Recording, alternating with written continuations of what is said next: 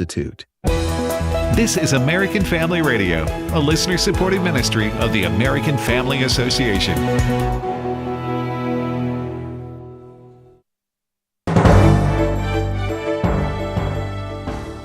For American Family News, I'm Chris Woodward. Iran hit a Kuwaiti oil refinery today in retaliation for the U.S. and Israel operation known as Epic Fury. Meanwhile, Dubai reported heavy explosions as air defenses intercepted incoming fire. Saudi Arabia said it shot down drones. Members of Congress are reacting to a report that the Department of War is going to ask for at least $200 billion in supplemental funding for the military operation. Fox's Jessica Rosenthal has more. Tennessee Republican Congressman Tim Burchett told Fox's Chad program the Pentagon request for more money should pass. He called Iran an enemy. We've had over 100 instances where they've come at American troops. Hamas is their surrogate army. They've killed Americans. And at what point do we say enough is enough? But New York Democratic Congresswoman Alexandria Ocasio-Cortez says no additional funding should be approved. To have the audacity to come to Congress to fund a war that we have not even voted for, not only is it illegal, it is insulting. President Trump said the ask is for more than just Iran, saying the U.S. needs to make and purchase additional munitions. Jessica Rosenthal, Fox News. A Michigan sheriff is calling out the rise of anti-Semitism following last week's attack on a suburban Detroit synagogue. Here's Fox's Jeff Manasso. Oakland County Sheriff Mike Bouchard says legally the official motive will come from the FBI, though he's calling out acts of hate that have led to a rise in attacks like at Temple Israel last week. It seems like, to me, that anti-Semitism and anti-Semitic behavior has become normalized. Across the country, it's been allowed. And that's unacceptable. A naturalized U.S. citizen from West Africa rammed his truck into the synagogue, got into a gunfight with security, and killed himself. A security guard was injured. The investigation ongoing, the sheriff encouraging the public to stand up to Jewish hate and to come forward with any suspicious activity. Jeff Manasso, Fox News. 3 teenagers in Tennessee have sued Elon Musk's XAI, claiming the company's image generation tools were used to morph real photos of them into explicitly sexual images. The students filed the lawsuit in California, where XAI has its headquarters.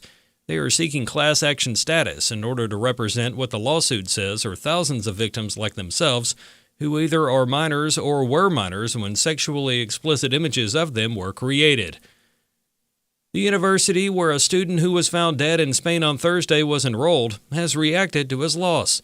Fox's Gernal Scott has this story. The University of Alabama said in a statement Jimmy Gracie's death is deeply felt on the Tuscaloosa campus and that it will give support to Gracie's friends and classmates as well as his family. Catalan police in Spain announced Thursday it had positively identified a body searchers found as Gracie. He had been missing since very early Tuesday morning after leaving a Barcelona nightclub. As the search continued, Gracie's family members asked for privacy and prayers in their own statement. The university's release echoed that, asking that the family's wishes be respected as they grieve. Gernal Scott, Fox News. In California, Attorney General Rob Bonta is co-leading a nationwide lawsuit against the U.S. EPA over its rescission of a finding on greenhouse gases. The 2009 endangerment finding was the federal government's recognition that the gases threaten public health and welfare. The finding also provided the legal basis for regulating emissions from motor vehicles, power plants, and industry under the Clean Air Act. This is Attorney General Rob Bonta. For those who are tracking and following, this marks our 63rd lawsuit against the Trump administration. 63 lawsuits in less than 63 weeks, so more than one a week.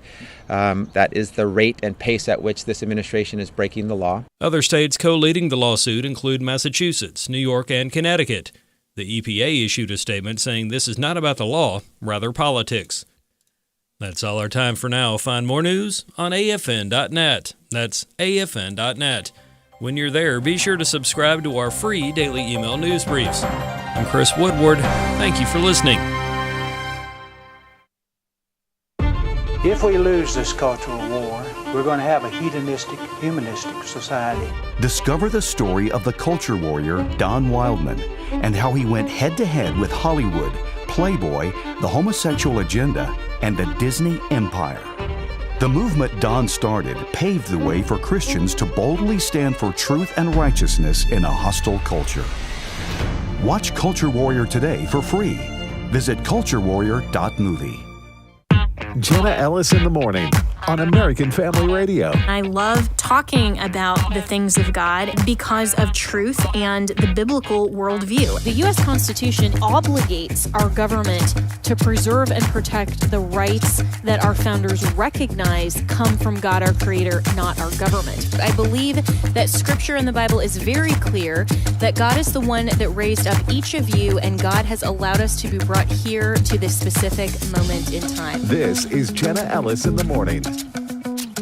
Good morning, and I am really excited for this show today, this conversation, and this deep dive discussion. So buckle up, because occasionally there are topics that, we can't just do a 15-minute segment on and kind of hit the highlights. We have to do a deeper dive, because you really need to understand not just where we are, but how we got here and the ideology that purports potentially to be Christian, but really is a wolf in sheep's clothing. And I say that tongue-in-cheek because there are literally two men named Wolf that are the wolves in sheep's clothing in this particular arena. And of course, I'm talking not just about the Israel first, kind of America only divide, some of the podcast wars of the Tucker Carlson MTGs, and some of those, the Candace Owens, the conspiracy theorists on the right, and some of all of these, kind of battles that are going on in the GOP. But even more fundamentally than that, what passes for Christian civil philosophy and political government philosophy founded on a biblical worldview is shifting if you aren't paying attention. And I don't want our AFR audience and our AFR family to get caught up in this trap because of the vagary surrounding all of these terms, or because some people are going, well, don't worry about that. And, of course, we want to have a Christian nation. So therefore, they start advocating for things, saying they're not advocating for a theocracy, but they really are. And the purpose is to be a post-constitutionalist society. So where we are right now, and then we're going to kind of journey back and say, how we got here with my special guest this morning. But where we're at today, William Wolf, if you don't know him, he's kind of risen up the ranks in the SBC, the Southern Baptist Convention. In my opinion, unfortunately, I know William Wolf personally. I got to know him through Liberty University and the Freedom Center there. But he was a former Trump administration official in the first term, and he has really kind of been this wolf in sheep's clothing to advocate for integralism and for an overhaul of the U.S. Constitution, and basically advocating for a theocracy under the guise of, well, this is what Christians have been saying all along, and this is what our founders actually intended, and it's utterly, completely false. So he posted this week a post against my friends Mike O'Fallon and James Lindsay, suggesting, and this is a false interpretation of their position, it's a total straw man, but he said this: it's been a long time coming, but I'm glad to see Michael O'Fallon and James Lindsay officially come out against Christian morality in American politics. Tonight, they both said they oppose Christians advancing a biblically grounded moral vision of law and politics. Masks off. I responded to that and said, this is not a fair statement of their position. They, Mike O'Fallon and James Lindsay, are against integralism, theocracy, and Christian nationalism / a post-constitutional order where the church is the government. And I am against that too. So Mike O'Fallon is joining me now. He is the founder of Sovereign Nations, very sincere Christian. I know that some in our audience who are listening are a little hesitant about James Lindsay, who I think is spot on this because he is an avowed agnostic, and we're working on that. Trust me, Mike and I've been working on that for years. But he's right about these things. But Mike is a very sincere Christian. He shares the same biblical values that we do here. And so we'll kind of put James aside for a moment so that you don't get distracted by that. And Mike, I want to talk about where we're at right now in this position, because I think that regardless of all of these other debates that MAGA, the far right, the GOP, the establishment, the Catholics versus the evangelicals, I mean, all of those things kind of aside, a fundamental definition of what we mean by a Christian nation is really what's at issue here. Yes, and I think understanding that if you were looking for a tool to deconstruct or to balkanize what we would know as the United States today, this is the way that you would do it. You'd do it through integralism or neo-integralism, or what calls itself Christian nationalism, which is really integralism with Protestant characteristics. So it's the same thing where you have this tradition of political thought that argues that a temporal authority like the state or the state government should be subordinated to spiritual authority, the church, to promote the common good. So when you're saying common good, what is the common good? And the common good, of course, can be a movable object, depending on what's actually happening with the church. So we would say today, especially in the post-Vatican II era, that the Roman Catholic Church's beliefs and doctrines differ greatly from what they would have actually been within the 15th or 16th century. And as well, we would say within our Baptist traditions or within our Presbyterian positions, although we've split, and the denominations have become such a plethora of different beliefs, it's just incredible. But you would see that within those beliefs as well, we've come someplace to somewhere with the idea of that we are always reforming, of course, and Jenna and I would both believe that. I think we're both basically Reformed Baptists, kind of more in the MacArthurite kind of position, if you would. Mm-hmm. But we would see then a threat of someone saying, you know what, that establishment clause in the First Amendment, just forget about that. What we need to do is we need to develop a state church. Well, then the question obviously comes of who's going to be in charge of that. Who is in charge of your state church? Or is it another three-letter agency that just depends on who's occupying the White House at the time? And if that's the case, then if you can come in on the right, what happens when it comes in on the left?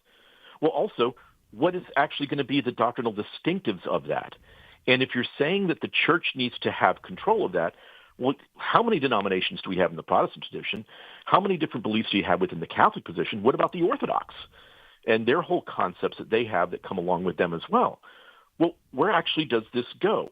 And if you actually take a look at the people that are sitting at the top of, let's say, the Southern Baptist Convention or of the Roman Catholic Church or of the Orthodox, they have the Green Patriarch, all of those people have basically progressive views.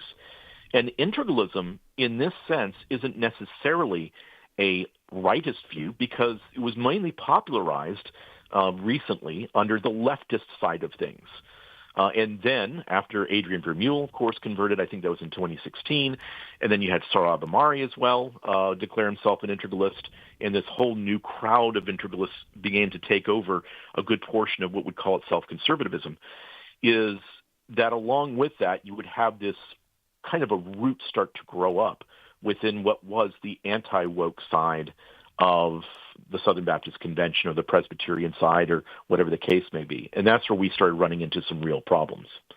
Yeah. And, it's such a fascinating kind of twisting of the founding and of, the frame. You mentioned the Establishment Clause and the relationship between the church and the state. And obviously in a post-truth, pluralistic society like what the left would suggest America is and should be and always has been, to say, diversity is our strength. And because we have the Establishment Clause, then, the founders always intended to have a secular state. All of those things are false. But the way that we respond to that is not saying, well, the church and the government should be one, and we need to bring back blasphemy laws, and we need to bring back the patriarchy and overturn the 19th Amendment so that women are barefoot in the kitchen at home, can't vote. Because if you look at the statistics, it's the single 40-year-old cat ladies who tend to vote liberal, and so this is our key to unlocking the American utopia of the Christian nationalist vision. I mean, that's not the correct answer, but that's what these Christian nationalists are actually selling. And they're doing it in a way, Mike, that is so intentionally vague. And then they're setting up these straw man arguments like what William Wolf is doing, suggesting that because people like you and I don't buy into their version of this utopian theocracy, that somehow we're advocating against biblical morality in government. And that couldn't be further from the truth. Right. And I think if we take a look at really what the situation is that let's say that we lose, the Establishment Clause. Let's say that we have a state church. Well, now all of a sudden, you and I are under the authority of that state church. What if it's a doctrine, or if it's pushing doctrines that we don't actually believe in? Well, what happens at that point? Well, that means that all of a sudden our cognitive liberty, our ability to believe what we believe because our consciences are seared, let's say, in our case, to the Word of God. Well, now we must violate that conscience, or else we are actually standing against the state. So what happens at that point? Are we looking at then starting to have, executions and so forth for people that don't believe the right things because the eternal destiny of man is so much more important than the temporal? Meaning that if you're like a thief and you steal something or whatever, you get the stocks and you get whipped and whatever the case may be. But if you are someone who's violating the eternal end of man, that is something that you should pay with your life. So if we're actually starting to suggest that that's a better scheme of things, and you hear this from people that are associated with some of the organizations that William is a part of, William Wolf that is, but you also see people that are within those organizations like Aaron Renn basically suggesting that we need to use postmodernism and critical theory within our understanding of the church in the Bible. And now we're just back to where we were just 7 years ago. So what this is not really a different thing than what happened on the woke left side of things, because the woke left movement within Protestantism and within Catholicism and within Orthodoxy was actually more of an integralist movement.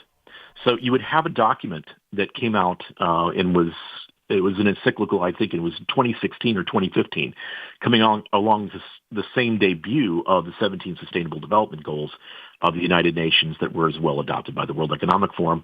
It was called Laudato Si. And Laudato Si was a document that came out from the Roman Catholic Church that basically agreed with all of the principles that were there in the goals of the 17 Sustainable Development Goals of the United Nations.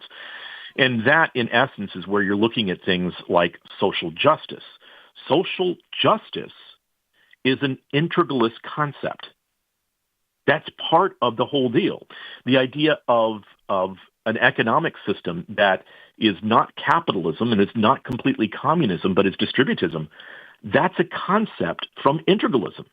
So when we take a look back at some of the early encyclicals of the Catholic Church that actually define what integralism is and how it works, you would look at Quanta Cura, I believe it was I think that was the first one. That's Pope Pius IX. And then Immortale Dei, that was from Pope Leo XIII. And if you recall, Jenna, you and I were talking about this about a year ago at a meeting we were both at. And I was saying, well, what's the thing with Pope Leo XIV? Why is he Pope Leo XIV? Because he's going to continue the mission of Pope Leo XIII. So now we're going to have a transition, or they're hoping to have a transition, into integralism as our governing system that we would have. And that doesn't matter if it's on the left or the right. It's still saying that those that are the faith leaders will be the ones that determine what happens in the temporal sense of governance. Yeah, and this is such a dangerous ideology, and this is exactly what the founders, coming themselves from the Church of England and that split with the Catholic Church, and what they saw when there was a gospel or even a false gospel that was attempted to be advanced by force and coercion. What they envisioned for religious liberty was not suggesting that morality itself is divorced from government, but that the church and those who are in the ecclesia and who run the church are not over the jurisdiction of the civil government in any sense of a theocracy. And so what is really important to understand about this particular debate is that when we see some of the dominant kind of integralist and and frankly pluralistic, secularist rhetoric and arguments coming from the left, it's very easy for Christians to recognize that and to dismiss it because it's coming from the left. But when arguments like this are advanced from people who we've already kind of accepted into our own camp, like people who are part of the SBC and they're pastors and, they're conservative commentators, maybe, that is where discernment is incredibly necessary and very valuable. Because right now on the right, and this is where Ben Shapiro in his speech at Heritage in December was so spot on when he was saying we can't just listen to anyone who calls themselves a conservative, just like we in the kingdom of God know that we can't listen to just anyone who calls themselves a Christian. And so where do we need to be more focused in recognizing kind of not only the false gospel that this is presenting, this viewpoint, but ultimately the false view of a biblical form of civil government as well? Yeah, I think any time that someone says that we need to form another government, or that maybe we can say that the floorboards have basically rotted out from the United States, and we need to replace those with a new foundation, a new founding. Once someone starts suggesting that that's actually what we need in the end, is to get rid of our Constitution. Well, look where it's got us today. You could say the same thing if you wanted to about the Bible then, because there's all sorts of progressive concepts and really bad ideas from people who claim to be Christians, as well as people that claim to be Americans, or people that believe that they should be in governmental positions within the United States that have really bad ideas. So there's nothing wrong with gatekeeping in my understanding of things, of people that are not along with the American project. And that American project actually had its source from Scotland. And if you think about the killing times in Scotland that occurred, this is after basically the Church of England had already been the official church of the entire United Kingdom, is, of course, they had possession to some extent of Scotland. Is it then because the Scottish were refusing to follow the edicts of the king, and they said, no, we will not do that. This is what our faith is. Well, then you had to pay with your life.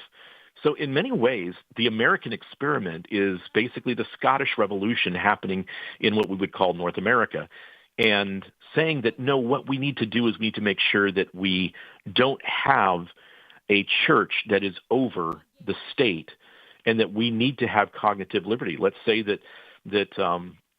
whomever it is that takes control of this new institution that they want to put in place believes in paedobaptism. Well, I don't believe in paedobaptism. I don't believe Jenna does either.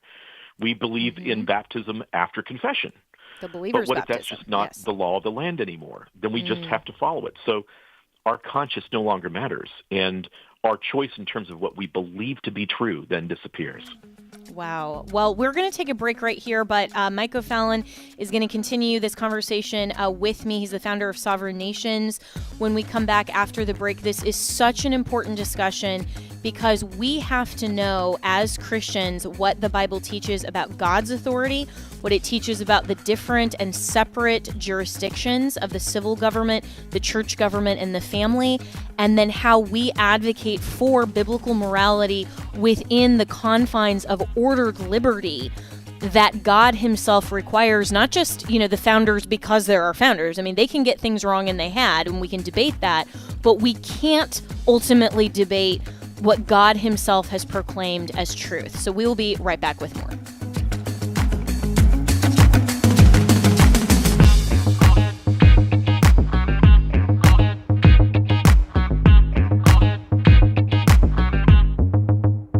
Hey, I'm Brant, and her name is Sherry. Hello. She's a friend of mine whom we were just praying for because of a surgery she just went through. Yes, and I am very happy about something you actually talk about all the time, which is MediShare. That is right. Yeah. So what was your experience like with MediShare and the healthcare bills? Honestly, Brant, seamless. And what a blessing that is when you're already nervous about a health issue, which I was. Yeah. Members shared my expenses. There were zero problems. And let me tell you, having people pray with you when you call in with your need, that is just... It is refreshing. Yes, that's what it is. What I keep telling people love MediShare, and they love saving tons of money, too. The typical family can save $500 a month. I am very thankful for MediShare. It is so different, and I mean different in a very, very good way. It is good different. Call now. They're easy to talk to, and you can get a price within 2 minutes. Call 833-44-BIBLE. That's 833-44-BIBLE. 833-44-BIBLE.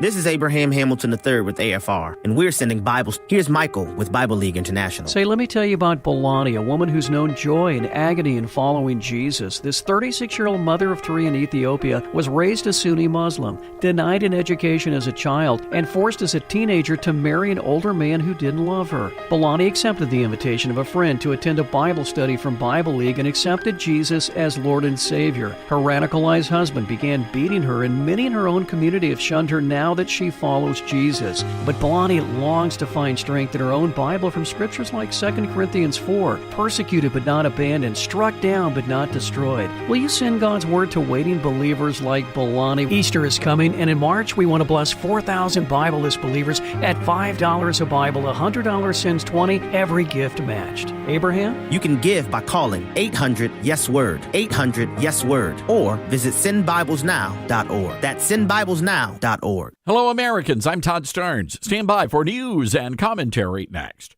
A shocking number of doctors, nurses, and others in the medical profession are posting online messages threatening to injure conservatives. And in many cases, they're hoping conservatives suffer violent injuries. A labor and delivery nurse at Baptist Health Boca Raton in Florida posted a video hoping Press Secretary Caroline Leavitt suffers medical complications during childbirth. In New York City, a pair of detectives were manhandled and denied treatment at NYC Langone Hospital in the Cobble Hill section of Brooklyn. The medical team thought the detectives worked for ICE. The hospital apologized, but former Mayor Eric Adams said it was a total moral collapse, and apologies are simply not good enough. Those working in hospitals swear an oath to care for their patients. Clearly, that oath has been violated. And now we have to wonder just how many patients were either denied treatment or given inadequate treatment simply because of their conservative political beliefs. I'm Todd Starnes. Welcome back to Jenna Ellis in the Morning on American Family Radio. Welcome back, and I'm here with my special guest for this program, Mike O'Fallon, who is the founder of Sovereign Nations, and they provide some really, really great resources on this topic. We're talking about the legitimate form of civil government under God's ordered liberty and what that means for morality in government, what that means for the separate jurisdictions of the civil government, the church government, and the family government, what that means for the ongoing conversation of Christian nationalists who would like to bring back coerced Christian beliefs and actions rather than actually have religious freedom in the sense that the founders contended and in fact enshrined in our U.S. Constitution, and what their actual aim is, which is basically, Mike, going all the way back to Constantine, right? I mean, when you had someone who's a Roman emperor suggesting that it was now against the law to not be a Christian, how did that affect society? Well, then you just got a bunch of fake Christians who are professing to be Christians just to abide by the law and not be punished, but you didn't have any actual conversion. I mean, there were some, of course, through the real church, but it just was yet another example in world history about how the church's calling is not to be coercive through seizing power, but a legitimate government to allow the church and to provide the forum of freedom and the liberty that the church then can go and proselytize a dying culture, because that's what the church is called to do, is to proclaim the truth, not to seize power. And can Christians be in government? Absolutely, and they should, and we should select and prefer Christians as our leaders, but those leaders should not be the same as the church leaders. Otherwise, what the history of the church and the state has reminded us that, as you posted in a response to William Wolfe, it reminds us that when theological truth becomes entangled with coercive authority, the result is often a dilution of both. That's correct. Now, if you think back But we don't have to go back into the 18th century or the 19th century or even go back to the 4th century to think of where integralism as a system was used in some sense. And that would be going back to France.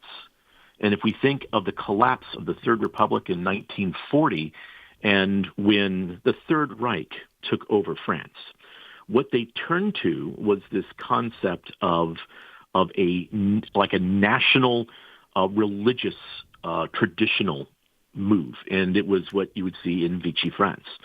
And so this idea of it being the true France and this national revolution that takes place, liberty, equality, fraternity, and so forth, and then the elimination of the secular, and Republican ideologies, it did have as well a very anti-Semitic pillar to it, if you will.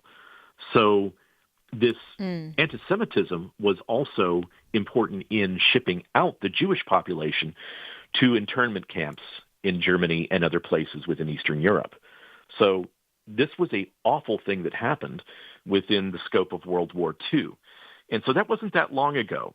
So when people start talking about the post-World War II liberal consensus, this is one of the things that they definitely didn't want to have happen again. And those were good things. That's a good thing. You didn't want to have a Nazi or a Vichy France kind of situation where you would have the church participating in hunting down those that are not of the same faith, that are not truly French, if you will, and making sure that they're sent away to camps. But a lot of things like that are even being suggested now. And we can see kind of like in the development or the evolution, I think, of someone like Joel Webben. And I think, Jenna, you might remember, back just 4 or 5 years ago, Joel Webben was a very reasonable, good apologist that had his podcast and did a good show. He was very complimentary of myself and James Lindsay. But then all of a sudden, after this thing started to grow up that you and I both saw in 2022 and 2023, that kind of came from this new founding and American reformer kind of generated this bitter root that was within the especially reform circles. And then you saw the same thing happening, and I'm sorry I have to say this name, but General Flynn within the larger scope of charismatic and large church movements that are not necessarily part of the Southern Baptist Convention or the PCA, more of a popularized non-reform version of this, is that you saw this idea where he would say in front of crowds, we need to have one nation with one God and one religion. Well, who's in charge of saying what that is? Or do we have a majority vote? Well, the only way that you can actually achieve that is if you balkanize the nation.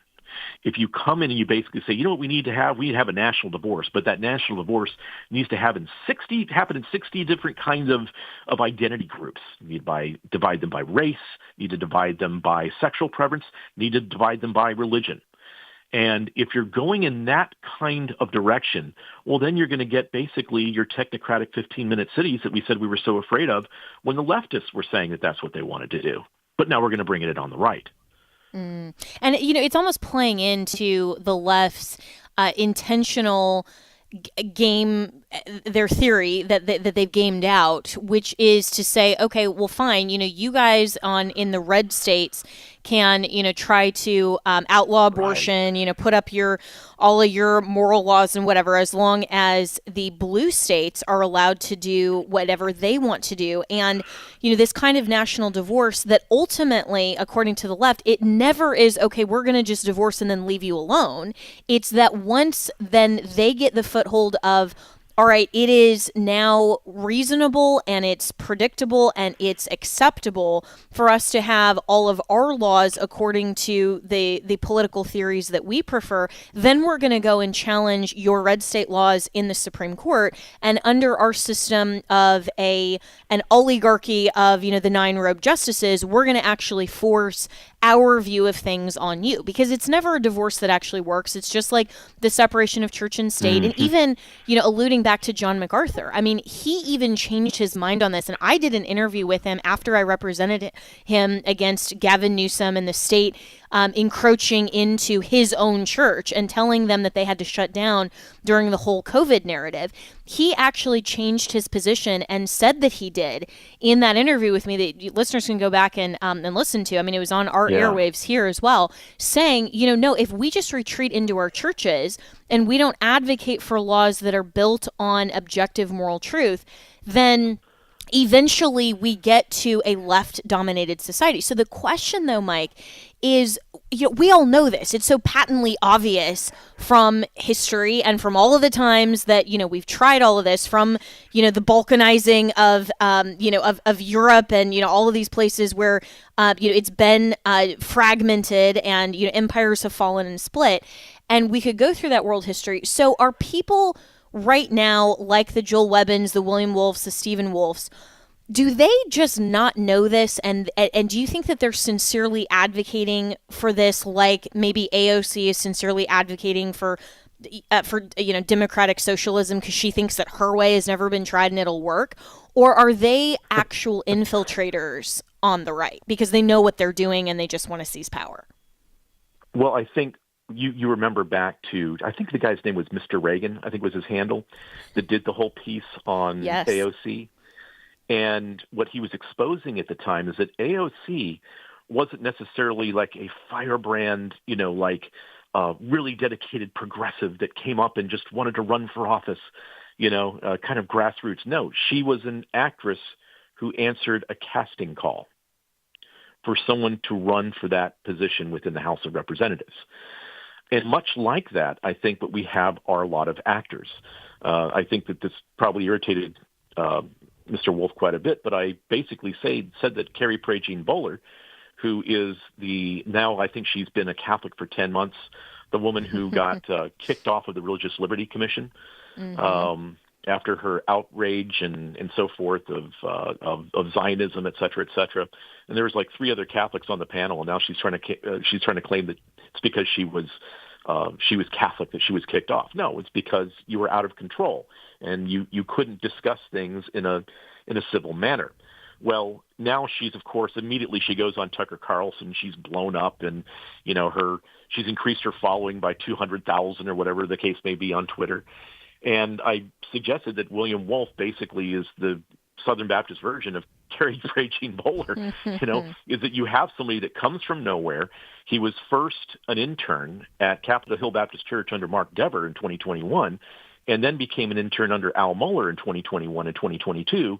And then immediately he's catapulted to success by basically shouting down other people with confidence bias and so forth, and is getting all these opportunities to be on all these shows when the guy, no one had ever heard of him before outside of the fact that he had served in the Trump administration for a couple of years.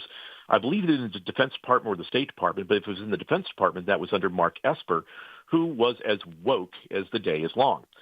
So there's something that's going on here. And I think the question I would ask the audience to think about is, well, what happens? What happens, let's say, if all of a sudden we are balkanized? Let's say that we do shatter our nation into bits, and you have to live in your small Christian nation or your small Christian feudalistic society that's somewhere between Kentucky and Tennessee or whatever, because you can have your own truth there as opposed to someplace else that has their black liberation truth, or someone else has their Islamic truth, or whatever the case may be. What eventually happens to evangelism? How are you going to evangelize?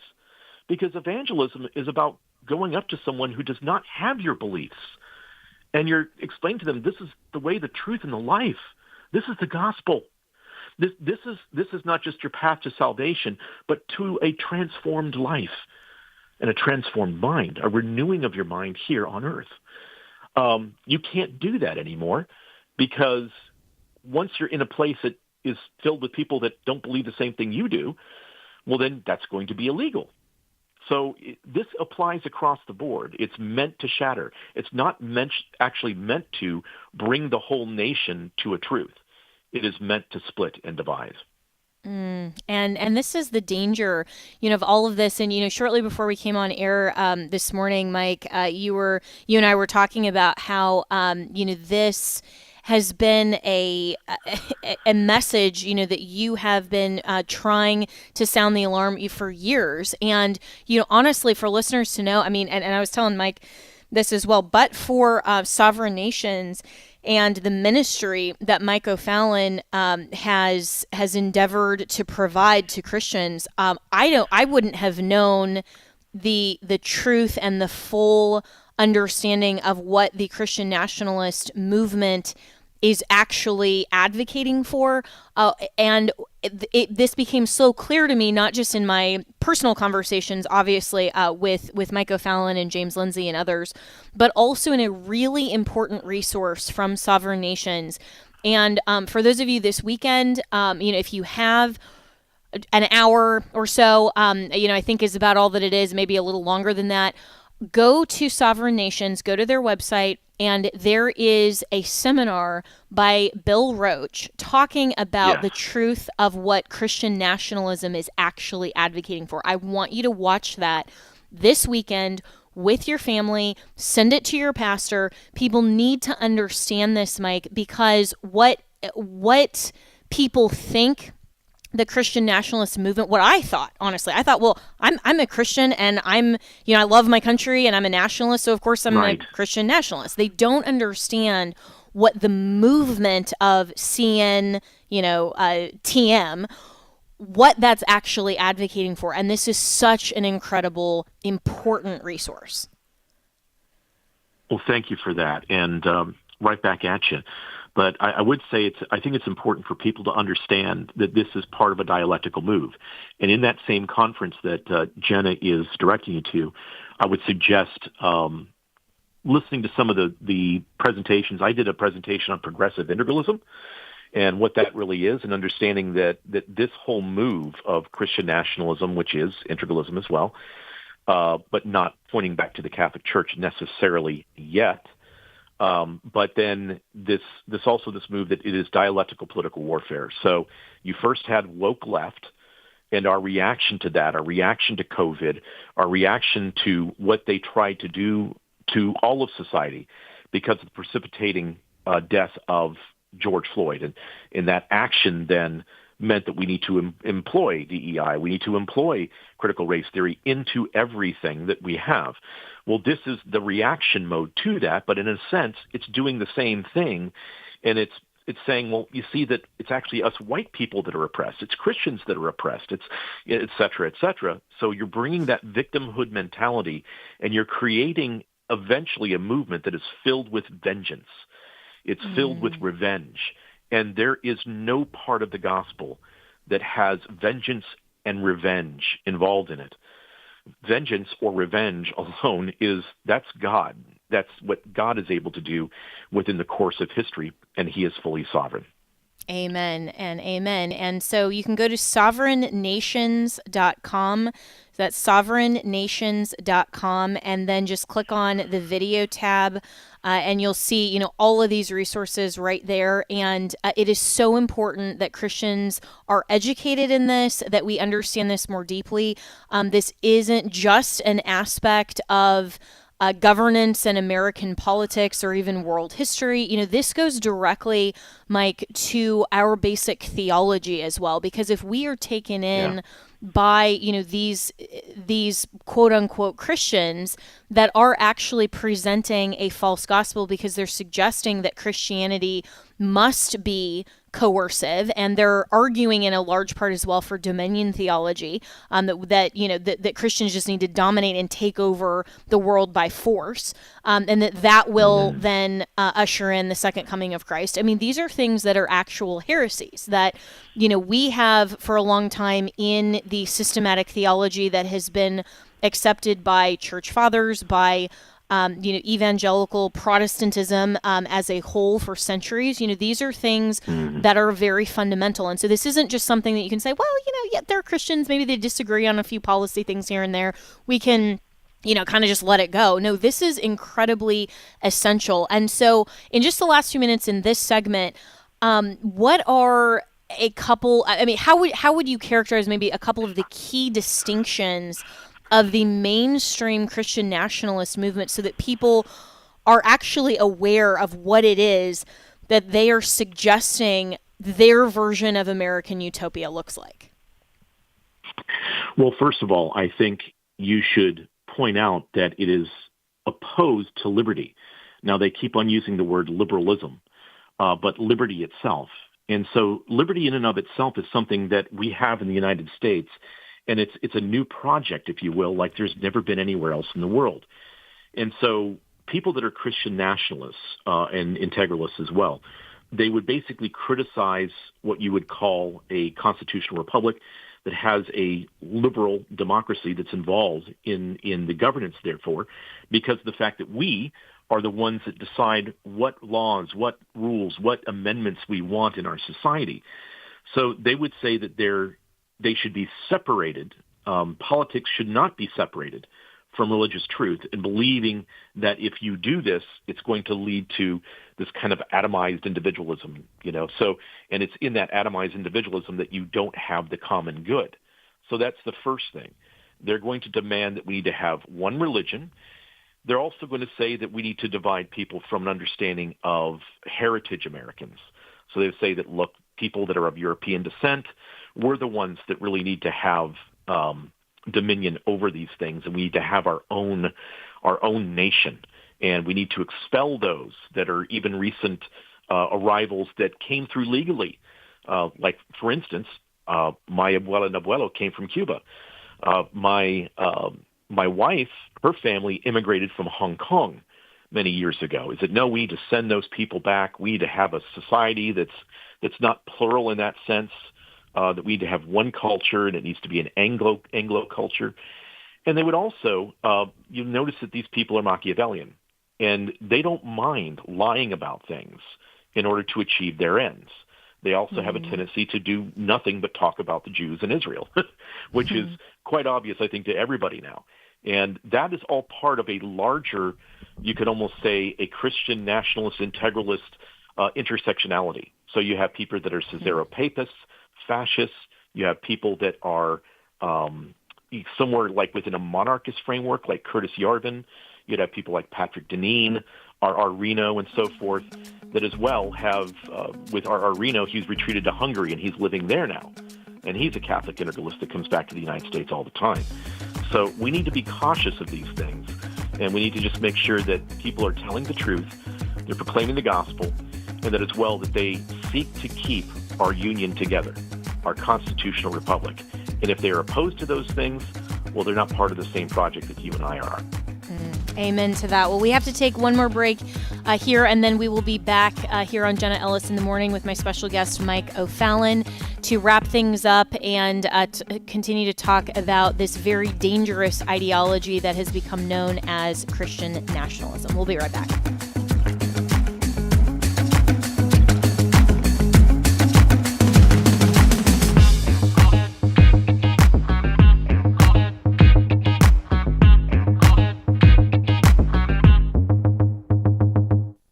Fostering and adoption is not a Band-Aid for infertility. Nope, it is a calling, and God can change the desire of your heart and make that so rewarding. It's the most beautiful, selfless thing. It's pure religion, but it's not a fix to I desire a biological child. God has to deal with that in your heart separately. Hannah's Heart, encouraging couples through infertility and miscarriage. Saturdays, 4 a.m. Central on AFR or on the AFR app.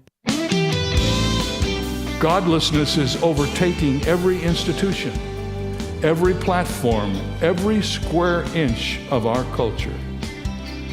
Because something in us is broken.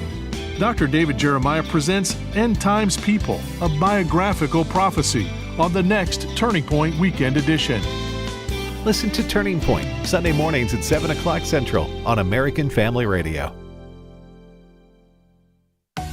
AFR has inspired me. I learned so much, and now I have my own family, and I am letting them hear the messages on AFR. One of the most important jobs of this ministry is encouraging people with the love of the Lord. And one of the best ways to do that is through the testimony of listeners like you. It will lift you up. It's the best Christian radio network in the world. and God has truly blessed them. Thank you for listening to AFR. And if you have a story to tell about how this broadcast ministry has made a difference in your life, we'd love to hear from you. Call and tell us your story, and you can encourage us. The number to call with your story is 877-876-8893. That's 877-876-8893. Call in, and in a minute or two, tell us your AFR story. Thank you, American Family Radio. The following is a real-life story from Trinity Debt Management. I had a lot of credit card debt, and it stressed me out. But what I thought was a solution turned out to be a problem. I kept hearing ads about debt settlement that seemed too good to be true. And actually, it was. When I called, they told me to stop paying my bills. That didn't sound right to me at all, so I hung up. Later, I found out that debt settlement is bad, real bad. Then I learned that there is a right way to pay off your credit cards. It's called a debt management program from the great team at Trinity. Trinity had a plan. In the end, I paid off my bills, I saved thousands, and I even improved my credit score. If credit card debt has you down, call Trinity at 1-800-788-1813. My name is Heather. Please forget debt settlement and remember Trinity Debt Management. 1-800-788-1813. Welcome back to Jenna Ellis in the Morning on American Family Radio. Welcome back, and I'm here with my special guest, Mike O'Fallon, who's the founder of Sovereign Nations. And again, you can find those resources at sovereignnations.com. I would encourage you to go and listen to those resources, especially on integralism and also on Christian nationalism this weekend. Don't delay. Make it a point and a priority to be educated in these areas. It is important to our thorough understanding of theology, which is the things of God and truth. And so, as we're moving forward in this, Mike, and we're kind of barreling toward 2028 and who's going to take over for Donald Trump when, ultimately he's not going to be on the ballot in 2028 as much as he might wish that he was or still kind of, project that. He isn't going to be on the ballot. And so, the question then becomes, why on earth would we as Christians, as conservatives, advocate for a movement that is seeking intentionally to overhaul and undermine our U.S. Constitution, which is what the entire conservative movement is defined by, is conserving truth, conserving our founding, conserving our American law and order and way of life. Yeah, this is actually a project to disrupt and dismantle what we know is the United States of America. And would you say, Jenna, that a movement that is calling itself Christian, that's trying to get into every major denomination that is evangelical, reformed, etc., it's already growing within Catholicism, within Orthodoxy, that seeks to displace our Constitution and suggest regime change or civil war or balkanization, would you say that that is almost like an act of treason? I mean, yeah, by definition, right? Because this is where it's so surprising that anyone on the right, any conservative worth their salt, if they are in good faith arguing that they're a conservative and obviously a Christian, would advocate for a theory that is by definition and openly and publicly challenging the U.S. Constitution and wanting to overhaul our entire system of government. I mean, when Nancy Pelosi and AOC and the left want to dismantle the Second Amendment, when they want to ignore the Constitution, when they want the rise of the Supreme Court oligarchy, when they're advocating for a systematic overhaul, we call them traitors. And yet, when it comes from the right, just because it's labeled Christian and it's saying, hey, we can force our morality onto everybody else, then we sit back and go, well, I might like that because then our people are in charge. Well, no. It has to be that we are a nation of laws, not a nation of kings.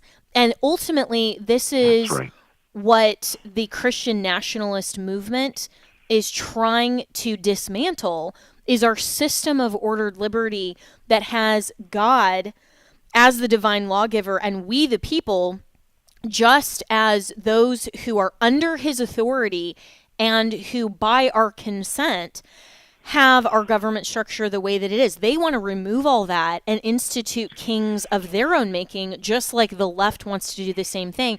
And it's wrong and dangerous on both sides.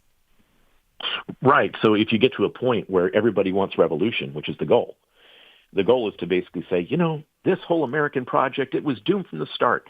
We need to go back, and you'll hear this quite often from a lot of people that are playing Christian nationalists, is they'll say that, when it was really right was before this whole revolution, this whole idea breaking from the king and from the church, that was wrong. We shouldn't have done that.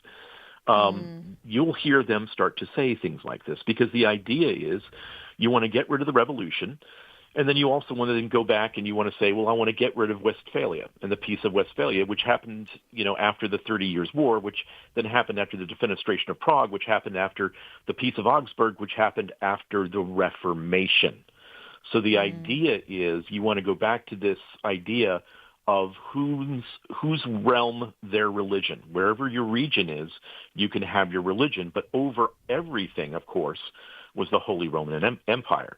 So think of that from a digital perspective now, is you're looking for techno-feudalism to where you break up America. You break up America from these ideas of states that have some degree of sovereignty under a federal system.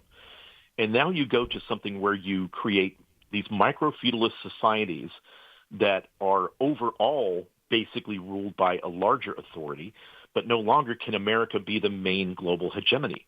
So now you're looking at replacing everything with BRICS, and this is one of the reasons why you have all the Christian nationalists freaking out about what's actually happening in Iran right now.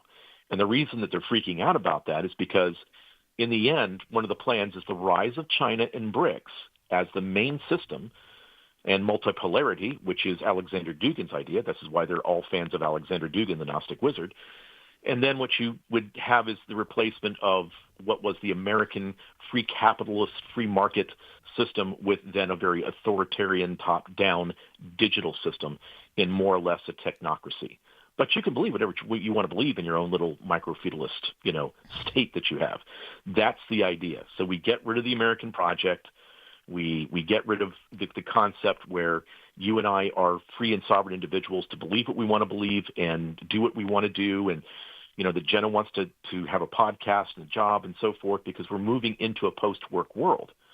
So you're creating a situation that would actually work in a post-work world where no longer are you a free individual to earn and live your life as you see fit. Yeah, and this is so scary. And one of the other things that you will hear as well from the advocates of Christian nationalism is that, our Constitution just isn't working anymore. It just doesn't have enough restraint on evil. It just doesn't have, enough power to impose morality. It's just not working anymore because the Democrats or because, X reason. And so this is an attempt to undermine and dismantle everything that conservatives have been championing for the last 250 years since the founding. This is by definition not constitutional conservatism, and it is by definition not Christianity as premised in biblical truth of ordered liberty and a government that is based on God's design. And so you cannot be a sincere Christian in terms of wanting to follow what God expressly says for the government and want the same things that these Christian nationalists want. I mean, that's really the bottom line. So closing thoughts, Mike. Well, I would hope that your audience would consider really using discernment in terms of who they're supporting, what ideas they hear. When people are starting to say, what we really need is we need to have God back in control of America through a church system that somehow supersedes or is above our governance system. Think about the implications of that. Yeah, absolutely. Yeah, think about the implications of that and why that hasn't worked throughout history. Go to sovereignnations.com, listen to those resources, follow Mike O'Fallon on X, and as always, you can reach me and my team, Jenna at afr.net.